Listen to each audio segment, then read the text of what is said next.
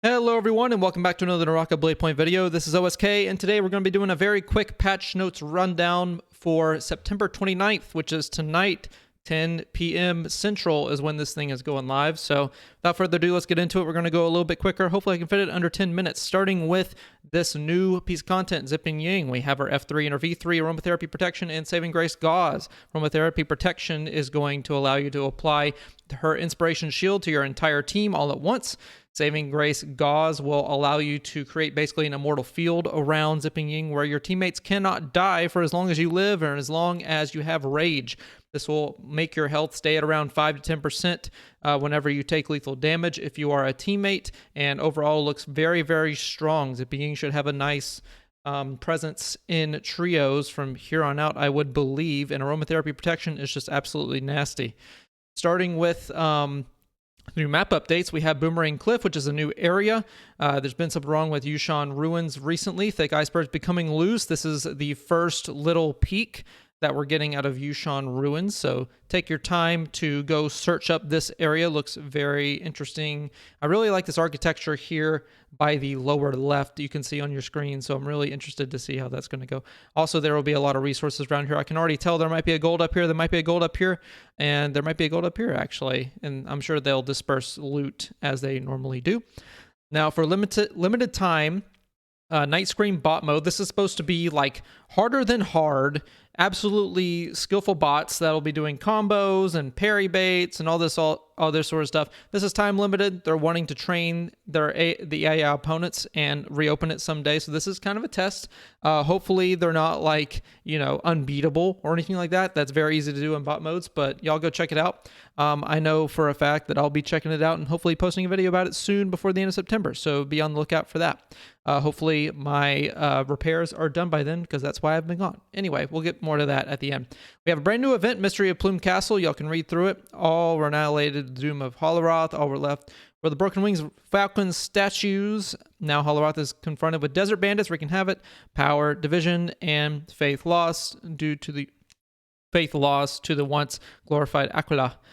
There, people struggle to make a living. So during the event rules, the theme of the preparation phase changed to auspicious clouds. It's very cool. You'll consume crystal stones to randomly unlock a location on the event page. You'll get corresponding rewards after unlocking all locations in an area. 7 areas in total. We got the first match of Night Scream bot mode every day. Earns you 1 Doom Smasher gift box. It's just an incentive to play the new Night Scream mode, which is very awesome. And also participating in the external event, Forerunner Go, can get you crystal stones and crystal cores and all that sort of stuff. You can also get Dawn treasures and limited time avatars, which is pretty cool as well.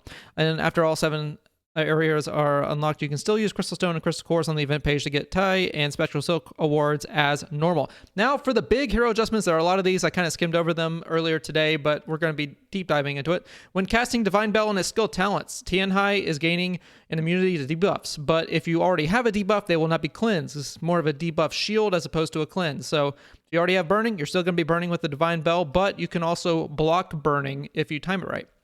So there you go.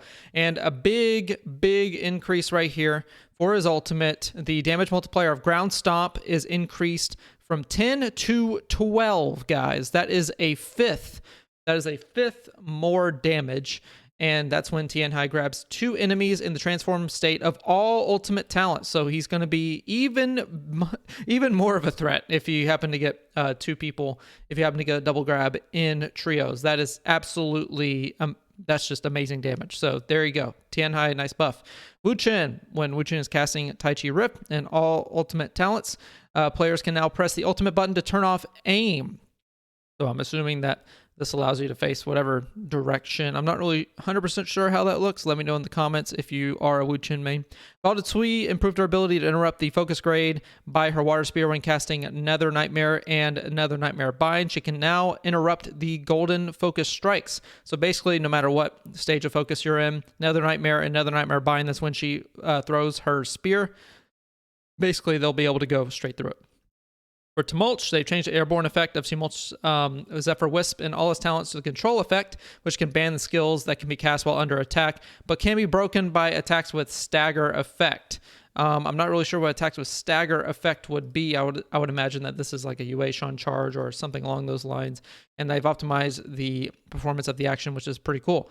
But they can ban skills that can be cast while under attack. This absolutely big buff to Tumult, both in solos and in trios, it looks like. Also, they've adjusted the ultimate Zephyr Prison and all the talents. Now, when Zephyr Prison takes shape, enemies in it will be imposed with the slowed effect. Instead of having to go to the outside of the tornado, now they'll automatically have it. Absolutely big buff for Tumult, especially in trios. They are looking to shift the meta here, I do believe, and it looks like they're doing it in a very aggressive way. Speaking of which, we have Yodohime, which decreased the flying or staying time of Spirit/Vortex, which is her third skill. That is F3. It is nerfed by quite a lot. This is about a 30% nerf. So basically, whenever you throw up your Vortex, a lot of people would be able to get two heals off, maybe even a little bit more. This definitely narrows it down to kind of like 1.5 heals, something along those lines. I believe heals are about 2 seconds, so you don't even get the complete heal, and the end frames of throwing out this attack will also eat into that time. So guys, this is going to nerf Yodohime in a big way. She doesn't get a full reset off like she used to. Also, if Yodohime didn't throw her Spirit/Vortex at the right angle, you can also shoot her in the head a lot of the time, or any vulnerable area of her body. This is just going to make it that much more unreliable. So Yodohime is getting nerfed a little bit to her viability. I still think she'll be very strong, but she might be out of S tier. Maybe she'll go to A tier or something like that, because a big part of her viability was her ability to get a reset off. So that's very damaging to that.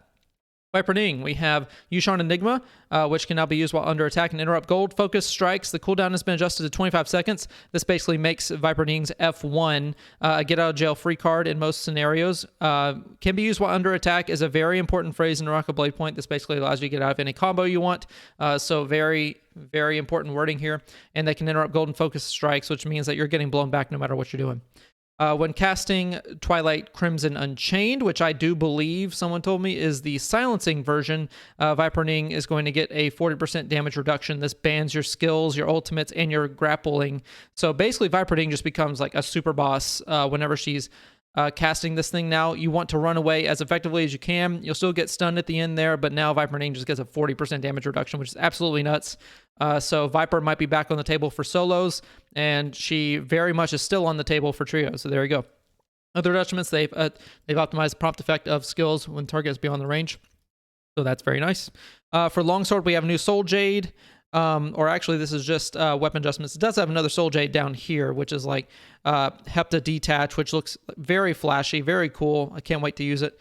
For Longsword adjustments, though, slightly shorten the startup frames of Longsword's charged attacks. They're definitely wanting you to bait out parries, and especially standing parries, and then just let it go. So this is a bit of an adjustment to Longsword. They want to be able to give you more agency. And they've also extended the duration that players can perform combos after charge attacks. Now, what I think this means is that the end frames of Longsword's charge attacks have been lengthened so that they're more punishable. Basically, you better get that hit off or you're going to get comboed.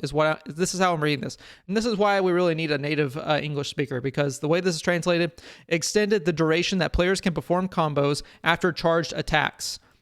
I believe that this is in lag at the end of the move, but it's worded in such a way that makes it ambiguous. So hopefully they can get someone who speaks a little bit better English on that one. For the spear, they've extended the stagger time after horizontal strikes while sprinting, running, and standing. This basically makes the pseudo combo. It's not a real combo. It's definitely not real.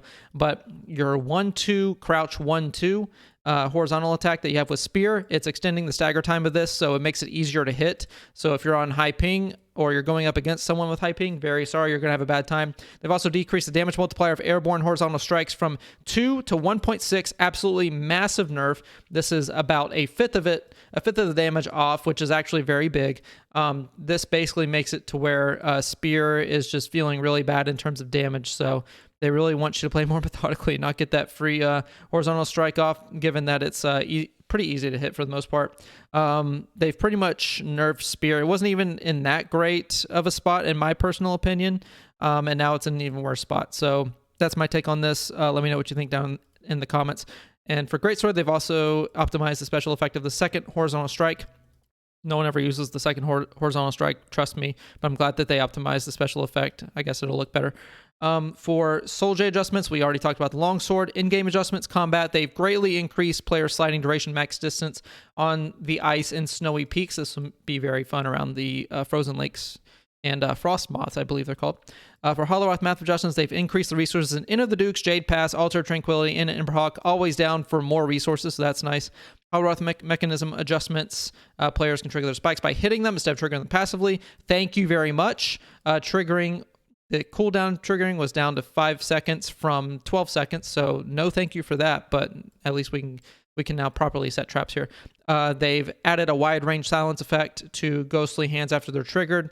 The silence duration was adjusted to 8 seconds. This will mean Ghostly Mist actually means something instead of just easily dodging the hand. So there you go. They've expanded the hit radius of Cactus 10 meters. They definitely want you to be using them. Shortened the time needed to set a trap clip. Thank you very much. They've shortened the blinding time of Sand Cognac to 5 seconds. Thank you very much for that again, because that was very annoying. They've adjusted refresh locations of spikes, Frostmoth, and trap clips. So I'm assuming that this means that they're going to be in more varied locations. Ballistas at the bottom left and bottom right of Plume Castle, which I do believe would be with the Falcon statues, are now going to be refreshed randomly. So I guess they want more ballista shots to come out without necessarily having to pay the weapon repair kit or something like that. For weapon systems, they've adjusted the occurrence time duration of weather at each stage. Thank you. Renamed Sandstorm as Howling Gale. Okay, I guess. Player's ability to run towards a wall and the max range grappling hook will be improved. Ooh, that's pretty cool. So I'm guessing this means scale rushing, I suppose. I'm not really sure. Max range of grappling hook, though, is going to be pretty cool, though. Feature optimizations, added see-through effect when your teammates are blocked. Thank you. Bot mode, adjusted behaviors of AI opponents at the easy level, and they've lowered the difficulty appropriately. If you're easy level in bot mode and they have to lower the difficulty for you, I don't know what you're doing, but hit me up. I can probably give you some tips. Omni's Nightmare adjustments. There you go. If you play Omni's Nightmare, I don't, so pause the video and read these adjustments. I don't know what these mean. Spectating adjustments. After being defeated in survival modes, killer's info page will be shown to the player automatically. You can manually close it, or it'll be automatically closed as you start spectating. This is actually pretty cool. I like this feature. It was a pain to have to pull up someone's stats if I really wanted to. Thankfully, it's just automatically shown and then closed automatically, so that's pretty cool. Hero badge system. You can check completed ongoing pages, quality of life stuff, settlement page. They've optimized match history, added damage stats. Rank and match history will be shown as party rank after all members are defeated, so that's cool. Added match details into Herald's Trial. Players can take detailed stats of the match. This is a very cool feature. I'll be very glad to pick that up. That'll be good for some analysis type stuff. You can now view other players' match history. That's also very cool. Added battle stats setting under settings, social, blah, blah, blah. You can choose whether to make your match history public. That is also very nifty for the reasons above. If you feel like you're having a bad string and you want to make it private, why should anyone watch it? For damage stats of matches before this update will not be provided. Sorry for any inconvenience. Okay, so this is basically being applied going forward. So there you go. They've added the song from the Ashes by J.J. Lind to the lobby background music, and they replaced background musics in the hero cultivation page of all these characters. Not sure what with, but there you go. Feature optimizations client, they've improved the efficiency of loading actions, reduced memory usage, all the things that you could ever hope. Fixed stuttering caused by shift of weathers in Holoroth map, very nice. Anything optimization to Holoroth is very useful. Anyway, we have new skins. Justina Goo's skin for summer, Viper Nings. Those are all going to be added. They've added discounts for it. Same old for shops. Omni's, or let's just go to regular bug fixes. Weapon related, fix an issue where the hit range and special effect of Nunchuck's Scale Rush didn't match, so very nice for that. Omni's Nightmare, if you want to read it, there it is. Hero related bugs, fix an issue where Kurumi may link to a target outside the range when using her skill.